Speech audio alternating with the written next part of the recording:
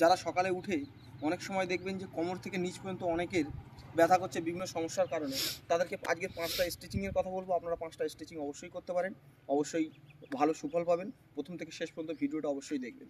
প্রথমেই 1 নম্বর স্ট্রেচিং, নিজেকে সোজা করে এভাবে দুটো পায়ের মাথা ধরে মাথাটাকে নিচু করতে হবে 2 থেকে 3 বার।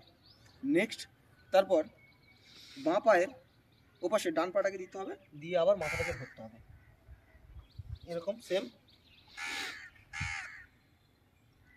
এটা গেল 2 নম্বর। 3 নম্বর স্ট্রেচিং, ডান দিকের পাটাকে বাড়িয়ে হিলটাকে হাত দিয়ে ধরে এরকম টানতে হবে সোজা করে, সেম বাঁ দিকেও।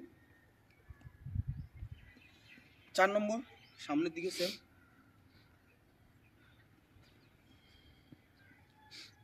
5 নম্বর, সোজা হয়ে দাঁড়িয়ে পিছন দিকে পাটা বাড়িয়ে দিয়ে পাটাকে ঠেলতে হবে।